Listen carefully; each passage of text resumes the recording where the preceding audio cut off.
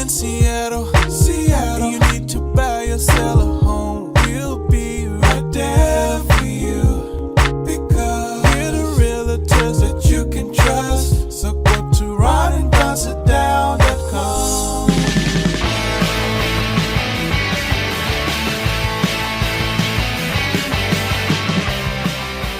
You're listening to The Ron and Don Show on the Ron and Don Radio Network. Hey, you guys, what's going on? Welcome to episode 856 now of The Ron and Don Show, which almost didn't happen because Matt Wesson is running things today. It wouldn't be quiet on the break. So anyway, he's Ron, I'm Don. It's Friday, so you know what that means. On Fridays, we flex. Let's flex. You ready? Flex Friday! Flex Friday! No, on Friday, we talk about what? Real estate only. Real estate only. So Monday, Wednesday, Thursday, you get that same crazy, wacky Wait for Ron and Don show like you heard on Cairo for years. And then on Fridays, we're like, you know what? Let's do a segment, which would be something that we would have listened to when we were new agents that we wish somebody would have told us. Because the bummer is a lot of times when you try to get real estate information, people are still trying to sell you a DVD for some reason. Of course, yeah. Some Maxwell tapes out of their the back of their Camaro. So we're not here to sell you anything, but we are here to hopefully teach you something or share something that we faced in a deal that you might face too. Because a lot of people listening, you might be a buyer, you might be a seller, you might be an investor. Here's what I know, though. Here's what I know. Here we are in the spring, Ron. Everybody's been wondering what is happening on the main streets of Seattle in the bedroom communities when it comes to real estate. What is happening in the spring market now that we actually have some data that we can look back on? What's happening this spring of 2025? And have we felt some of the ripple effects that we might feel due to some of the decisions that are being made by government officials right now when it comes to the economy? I think we are seeing some of those. And again, I always like to give a caveat to this when we talk about big picture stuff like this, because there are macro trends and there are micro trends. So for instance, we could have a study, or you could read something in the Seattle Times about real estate and draw some sort of conclusion to it. And then you go to sell or buy your house or the house you want to live in.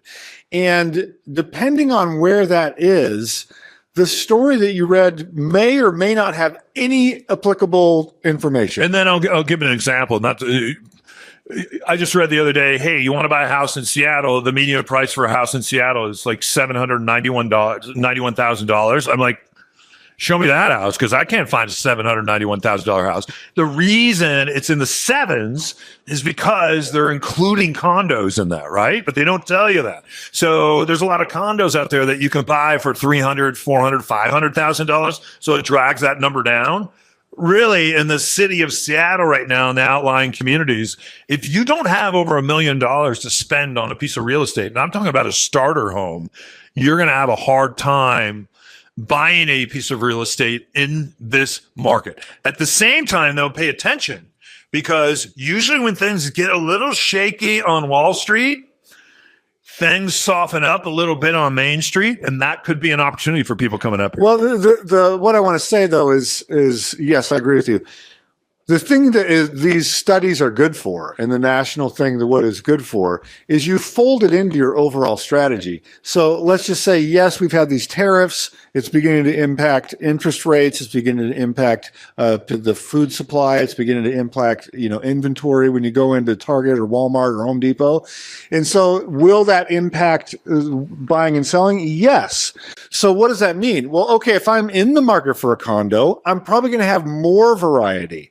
I'm probably going to have more listings to look at. I'm probably going to be able to drive a harder bargain for that house. Yep. If I'm buying a single family home in Magnolia, in Bellevue, in Newport Hills, right next to Co Elementary, that story probably isn't going to help me that much. Maybe a little bit, but it's still going to be a competitive neighborhood.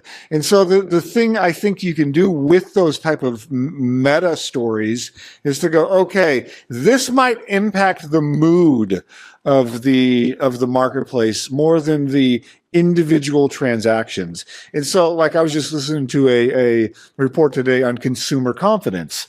Well, consumer confidence is subjective. Mm-hmm. It's people that call, do a poll, and they say, "Hi, Don, we're doing a poll. How confident are you in the economy right now?" Well, and they give you A, B, C, or D. You choose. It's a feeling that you have. Yeah. And so, does that impact things? Yeah. It can affect your behavior. It can totally affect things, but is it a real quantifiable number? Not really. And so the same thing, I think, in the Puget Sound area. If I'm living in, an outlying area that is not in the shadow of tech, these studies will probably have a greater impact than if you are right by Microsoft HQ in Redmond and you have a beautiful property that's been well maintained. That house is still going to sell. Yeah. Because Microsoft is a worldwide company, and the executives there that make a lot of money want to buy a house in that price point that's near where they work. So it really depends on that. And I like to, when we do a sit down, we talk about that, and we talk about the strategy, and we talk about pricing and these market dynamics. Right now, the listings that we have going on that are turnkey and in great neighborhoods, we're still seeing good action on them. Is that going to be the same in 4 weeks or 6 weeks or 8 weeks? I don't have a crystal ball on that. You read some economists that say, hey, we're more likely to go into a mild recession than not. So I think we need to pay attention to that, but that's for the whole country. We still have some huge, gigantic Fortune 5 and Fortune 10 companies here in our neighborhood. Yeah. So if you've had some money on the sidelines, or you and some partners have had some money on the sidelines, a mild recession is a great time to buy real estate. It really is. So I think the important, let me say three things real quick. If you're thinking about selling a home right now, because we have a lot of homes that are still coming on, and we're selling everything, and everything is doing very well. And again, we sell the Sound. You guys live all over the Sound. We sell all over the Sound. I will say this though. I will say this. This is very important. If you're selling a home and you want to get max dollars out of that home, then you have to make sure that property is turnkey. People will still pay a lot of money for a turnkey property. If you have something that has too much deferred maintenance, those are the properties that I see sitting right now, Ron, where it used to be people say, wow, there's an opportunity for me to go in there and buy this house that has deferred maintenance and maybe flip it. People now are stepping back a little bit and going, yeah, I don't know if I want to buy this, because I don't know all the lumber, for instance, that comes from Canada, or a lot of the cabinets that you see here that we use here, and a lot of the hardware. Hardware comes from China. A lot of those cabinets they're pre-made up in Canada as well. And so with the tariffs, if you're kind of a flipper, or you're a builder, or you're a home restorer or rehabber like I am, you're starting to think about how is that going to affect my bottom line. And I think that's very, very important. If you're bringing a house to market, it has to be turnkey. It can't have a bunch of deferred maintenance. Number two, I was up in a house today up in Edmonds that I was looking at and walking through with one of our clients.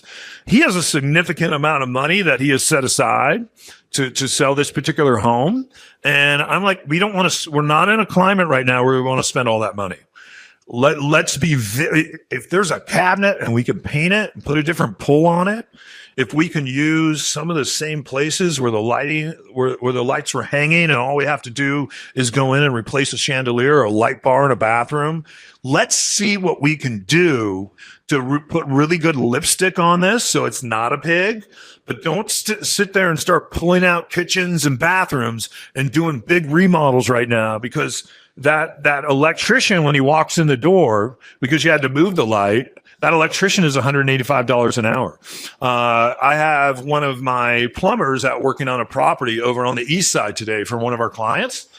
It's as soon as they jump out of the van, it's $1,500 to start, and then you just start digging from there. And literally, they're out there digging. So be very careful that you don't spend too much money making it a turnkey property, and make sure if you're not dealing with us and you're dealing with realtors, ask them this question: what construction teams do you work with? What plumbers do you know? What painters do you know? What kind of bids can you get me on this particular property? Can you get me a firm fixed bid versus a time and material bid? A time and material bid, as I've shared before, that's going to end up costing a lot more than a firm fixed bid. And we could talk about that more when we sit down and do a Ron and Don sit down. Okay. And then finally, I would say, if you're a buyer in this market right now, time heals everything. And so even if we do step into a recession here, don't buy a property and think you're going to turn that thing in six or 12 months and make money. If you're going to buy a property now, make sure you're going to own that property 3, 5, 7 years, right? Yeah, that is where the money is in this market for sure. Yeah. Anyway, you guys, thanks for tuning into the Ron and Don show and allowing me to be right most of the time again. We really appreciate that. If you need us, we have a buyer's playbook, a seller's playbook. We also have a Ron and Don. We got to bring in our Ron and Don coffee mugs, right? We got to bring those in because we sell the sound, and then we like to sip when we're selling the sound. Get some alliteration going. All right. So if you need us, ronanddonsitdown.com. Don't forget Les Schwab. Stop by our Les Schwab Tire Center this week too, right? Yeah, we're fighting hunger right now with Les Schwab. So you can go to QFC and do a virtual bag. You can buy some non-perishables and take them right to any of the Les Schwab locations. Or what are you doing? I was acting like I was fighting hunger. Yeah. And I saw myself in the camera and I'm like, that's pitiful. I know. Did you see that? I did. Am I right? Yeah. Oh my gosh. Matt, can we cut that out? I'm so embarrassed. And I've been putting on some pretty good fights with my son at home. We fight almost every night now. He's a high school wrestler. So you done? I'm done. I'm done. Hey, you guys, thanks to Matt Wesson for also Grace Wesson for helping us out today with today's show. If you need us, Ron at ronanddon.com, Don at ronanddon.com. Everything is at ronanddonsitdown.com. Till next time, you keep your head up, shoulders back. You've been listening to Ron and Don Show all night on the Ron and Don Radio Network. Hey, thanks for listening to the Ron and Don Show. Now keep your head up and your shoulders back and find some black belt courage.